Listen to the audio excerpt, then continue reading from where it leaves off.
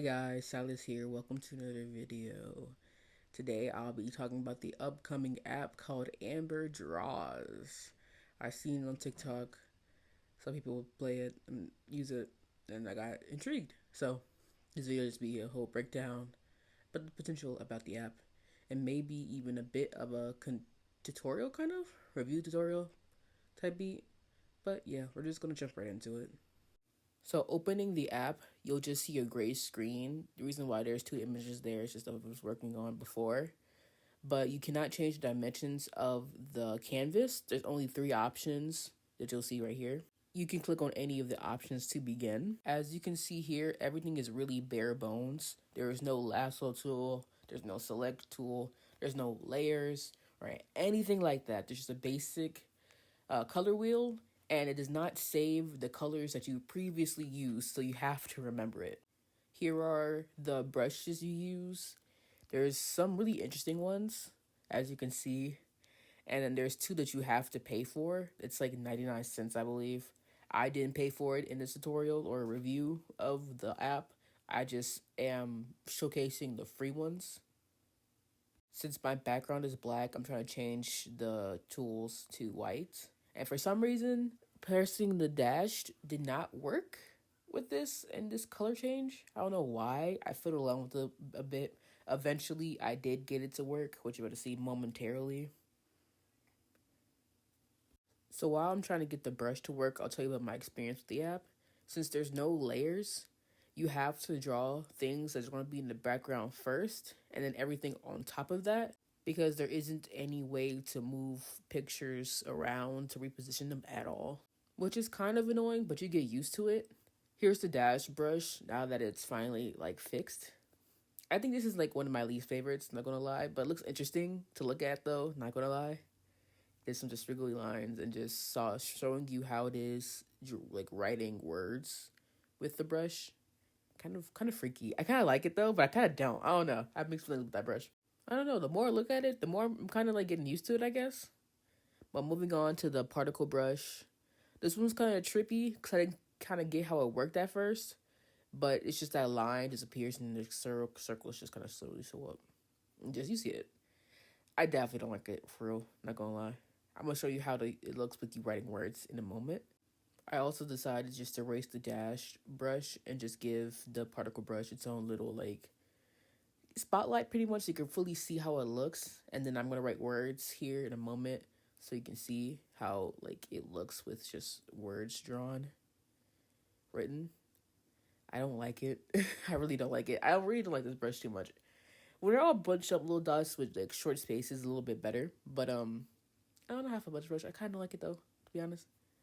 But yeah, it just says undo and then redo. But that's where cool functions, I guess. It's very basic. I told you, it's very basic. Here's my low-key favorite brush, not gonna lie. Not the one I would use the most, but the one I really like visually. It's called the Goo Brush.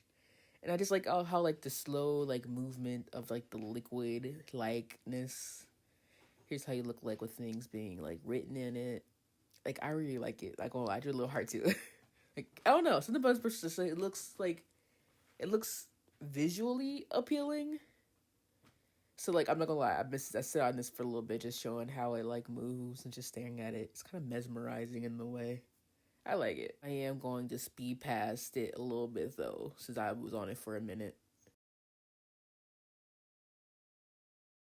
Okay, here's me finally moving on to the next brush called Scribbles, which I think is most appealing for actually drawing.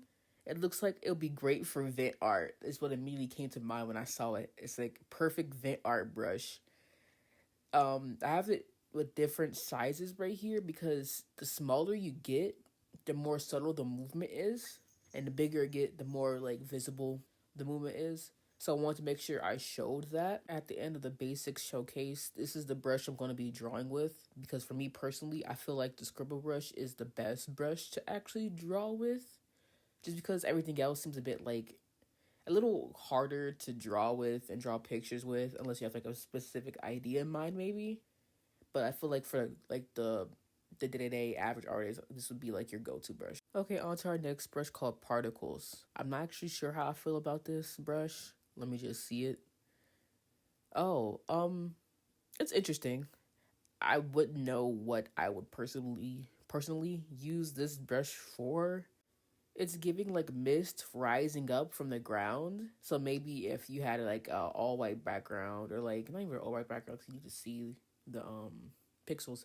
Because you have like a black background and like have it upgrading the size and then making it like the land, the particles just like rise up and just be like, like particles rising up from the ground type beat.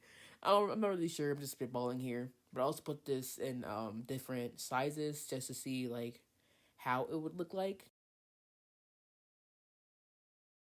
So now I'm just going to showcase how it would look like if you were to draw using this app. I'm going back to the scribble brush, I'm making it red, and then I'm just gonna like, I was really spitballing here. I didn't have an idea, which is why it changes a lot throughout like this whole segment. Also, I wanted to show how the eraser works. So if you draw in one continuous line, it erases. Just like you saw that circle, I didn't leave my pen off, and once I erased it, the whole circle just goes.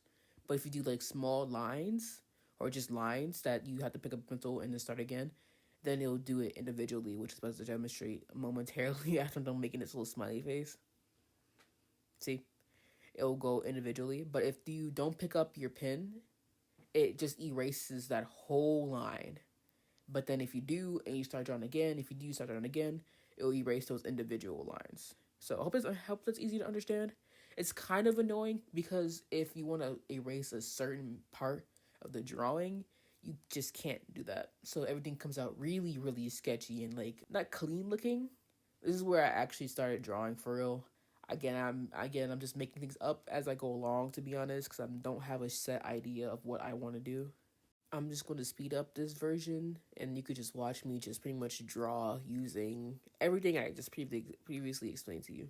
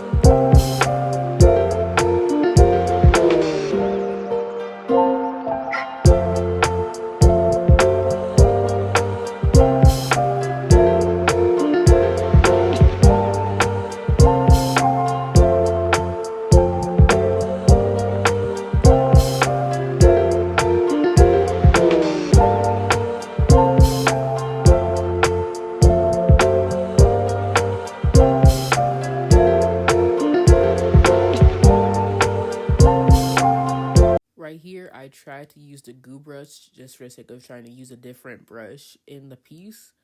But not gonna lie, it did not work out well. I was trying to color match, trying to do the best I can. It was a little bit lighter than the moon, and trying to make it look it was like dripping blood, but it did not work out. I just did not like how it looked.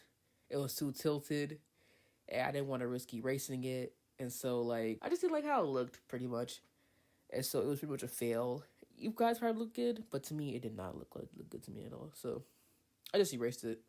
And then this pretty much is just the finished product. I tinkered with it a little bit more, but I'm not going to showcase it. I'm just going to jump in there into the finished product because nothing was really like, I guess, needed to be seen, I guess. How you export is just pressing the arrow key and then you see the duration, how long you want it to be, and then just press OK or confirm, and then it'll just start exporting. It's really simple. Now behold the finished product. The blood moon deceives. So spooky. I hope you guys enjoyed the video. Like, comment, subscribe. My link tree is in the bio. Follow me on Blue Sky. And I have some good news. My marketplace is gonna be opening up real soon, so stay tuned for that. That'll be its own separate video though. But anyway, hope you liked the video. Hope you check out AmberDraws. It has potential, and I'll see you guys in the next video. See you.